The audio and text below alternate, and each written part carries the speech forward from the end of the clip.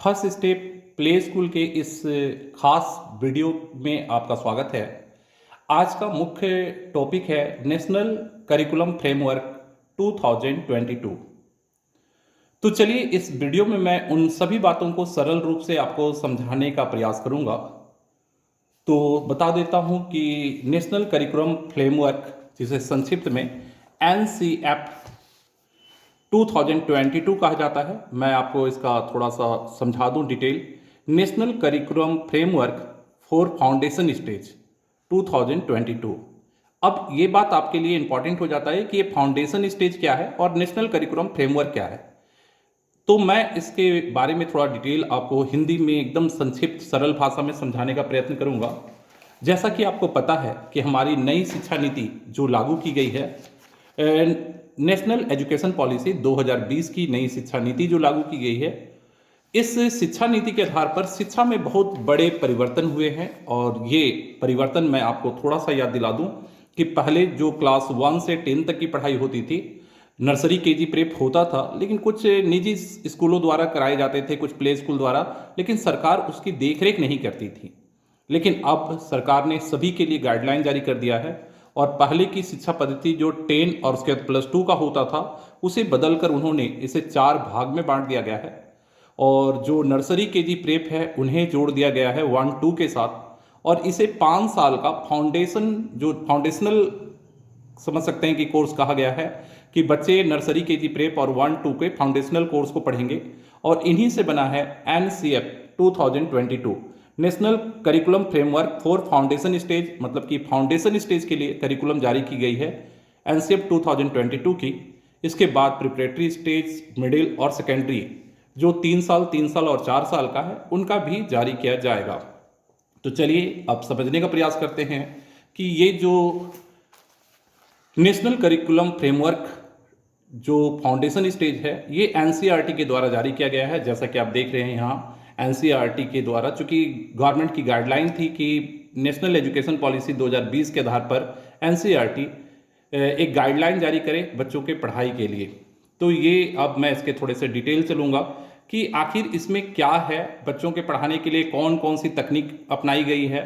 और शिक्षा में एक होलिस्टिक डेवलपमेंट का मतलब होता है संपूर्ण विकास।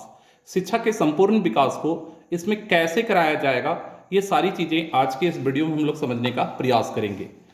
तो चलिए मैं आपको सरल भाषा में समझाने का प्रयत्न करता हूँ।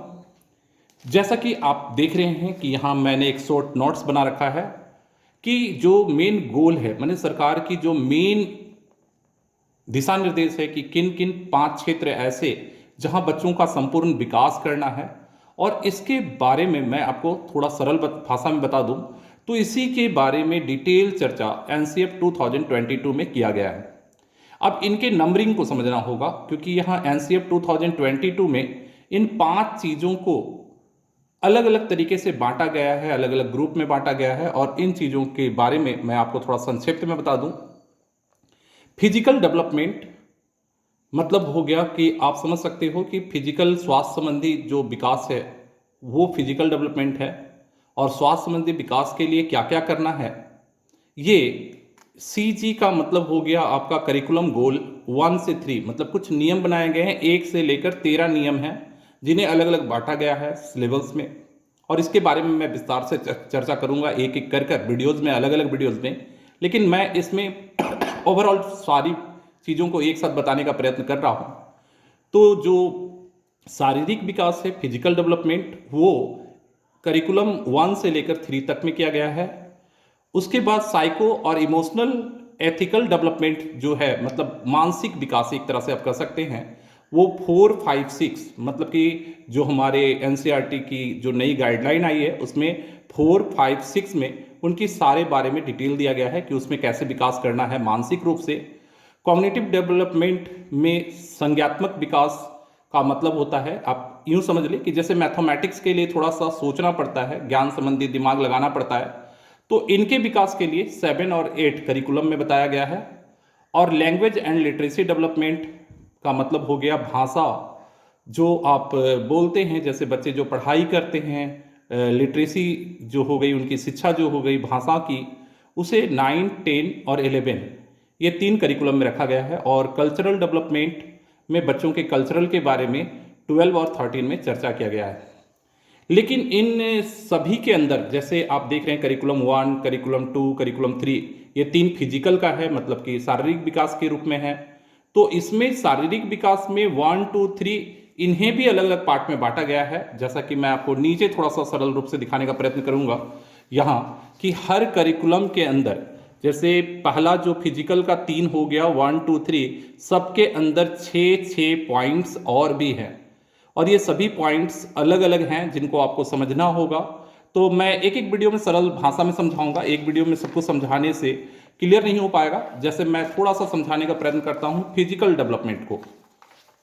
देखिए, अब अगर शारीरिक विकास की बात ही की जाए तो फिजिकल डेवलपमेंट में किन किन चीज़ों की जरूरत होगी आप अगर ध्यान दें तो यहाँ पर करिकुलम गोल 1, 2 एंड 3 में पहला में आप देख रहे होंगे कि children develop habits that keep them healthy and safe. बच्चों के अंदर ऐसी आदतें पैदा करना जिससे कि बच्चे स्वस्थ भी रह पाए और सुरक्षित भी रह पाए। तो इनके लिए शिक्षा में कौन कौन सी नई चीज़ें इंक्लूड की गई है मैं बताऊंगा। दूसरा है चिल्ड्रन डेवलप शार्पनेस इन सेंसरनल प्रिपरेशन। इसमें क्या है कि जो बच्चों के सेंस ऑफ ऑर्गन होते हैं, आई, ईयर, नोज, माउथ और स्किन, उन चीज़ों के बारे में शार्पनेस लाना, मैंने बच्चे के शार्पनेस लाना का मतलब हो गया उनके सेंस ऑफ ऑर्गन को काफ़ी ग्रो कर देना कि बच्चे को देखने की कैपेसिटी, सुनने की कैपेसिटी, जितने कलर हैं देखने की कैपेसिटी में बच्चे कलर इंट्रोड्यूस कर पाएँ, सुनने में बच्चे अलग अलग साउंड को समझ पाएँ और नोज से जो सूंघते हैं स्मेल है, स्मेल्स को पहचान पाएँ कि कौन अच्छा स्मेल है, कौन सा बुरा स्मेल है, और टेस्ट कर पाए माउथ से, और स्किन से हार्ड, सॉफ्ट और बाकी चीज़ों को भी हॉट, कोल्ड, इन सब का अनुभव कर पाए। तो इस तरह से ये डेवलपमेंट है सेंस ऑफ ऑर्गन के। और उसके बाद children develop a fit and flexible body, जिसमें मोटर स्किल से बच्चों के शरीर को फिक्स मैंने फ्लेक्सिबल बनाना है। इसके लिए मोटर स्किल्स होती है, fine and gross motor skill. इसके बारे में भी मैं अलग वीडियोज़ में बताऊंगा। तो ये कुल मिलाकर 3 क्षेत्र हैं और प्रत्येक क्षेत्र में अलग अलग काफ़ी डिटेल पॉइंट दिया गया है जिनके बारे में भी मैं आपको समझाने का प्रयत्न करूंगा। तो ये सारी शिक्षा नीति में इंक्लूड किया गया है और एक एक करके हम लोग इसको पॉइंट टू पॉइंट पढ़ाएंगे क्या कहेंगे, गार्जियंस को समझाना है कि अपने बच्चों का डेवलपमेंट कैसे करें। तो इसके लिए आप एक एक कर इन शिक्षा नीति को मैं इस तरह से लाइनिंग कर मैं बताऊंगा। जैसे मैं जब कहूँगा C11 तो आप समझेंगे कि C1 का मतलब क्या हुआ। तो आप देख रहे हैं C1 का मतलब है कि बच्चों के अंदर हेल्दी और सेफ्टी जो डेवलपमेंट है इसके बारे में।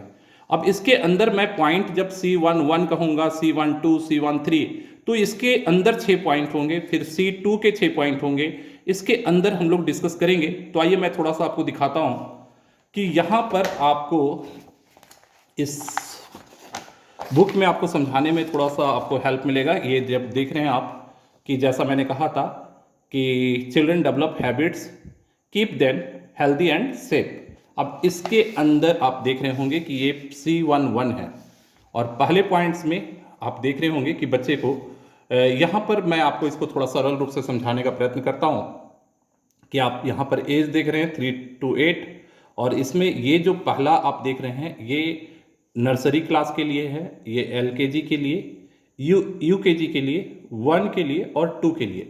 तो इस तरह से नर्सरी, LKG, UKG, 1 और 2 में इसे डिस्ट्रीब्यूट किया गया है और सभी के करिकुलम अलग अलग टाइप से है। अब इसे आप ध्यान से देखेंगे कि showing liking for the understand nutrition food does not waste food, मतलब कि ये न्यूट्रिशन फूड के बारे में बच्चों को जानकारी देनी है कि कौन सा न्यूट्रिशन फूड है और बच्चे इसको वेस्ट ना करें। तो इसके लिए अब प्रत्येक बच्चे की तो उम्र अलग अलग है, तो अलग अलग तरीके से इसे समझाने की ज़रूरत है। जैसे आप देखिए यहाँ पर अगर आप पहला देखें नर्सरी के लिए तो identify things that can eaten और कैन नॉट बी ईटेन, मतलब कि आपको ये आइडेंटिफाई करनी है, मतलब कि परिचय करना है कि क्या खाना है और क्या नहीं खाना है। तो इसके लिए आप बच्चे के लिए आपको एक ऐसे पढ़ाने का माध्यम ढूंढना होगा जिससे कि आप बच्चों को बता पाएँ कि क्या खाना है, बच्चे को क्या क्या जो खाने की चीज़ें आदत होनी चाहिए, जैसे जो भी पौष्टिक चीज़ें, फल खाएं बच्चे, सब्जियां खाएं और दाल, इन सब चीज़ों का सेवन करें, ना कि वो जंक फूड खाएं, मतलब मैगी, चाउमीन, इन सब चीज़ों को। तो ये सब के लिए, बच्चों के लिए एक सरल माध्यम ढूंढना होगा बच्चों को पढ़ाने के लिए, जो हम लोगों ने काफ़ी कुछ इसमें डेवलप किया है और बहुत सारे ऐसे साधन हम लोगों ने जुगाड़ किए हैं जिससे एक एक चीज़ पर संपूर्ण विकास हो पाए। नर्सरी के लिए एलकेजी में आप देख रहे होंगे कि एलकेजी में it's variety of food from different food gains and vegetable and fruits protein, ये बताना है कि अब इन बच्चों की चूंकि जानकारी थोड़ी सी ये बड़े हो जाते हैं तो इनको बताना है कि कौन सा वेजिटेबल फ्रूट्स प्रोटीन होता है, किस में क्या होता है, ये सारा डिटेल बताना कि किस में क्या क्या पाया जाता है। और ये सभी मतलब कि आप समझ सकते हैं ट्रायंगुलर फूड चार्ट जो होता है वो बच्चे को समझाने का प्रयत्न करना होगा। और ठीक उसी तरह से यूकेजी के बच्चों को eat from a variety of food group, तो बच्चे को जो वैरायटी ऑफ फूड ग्रुप्स है उसके बारे में आइडिया देना है।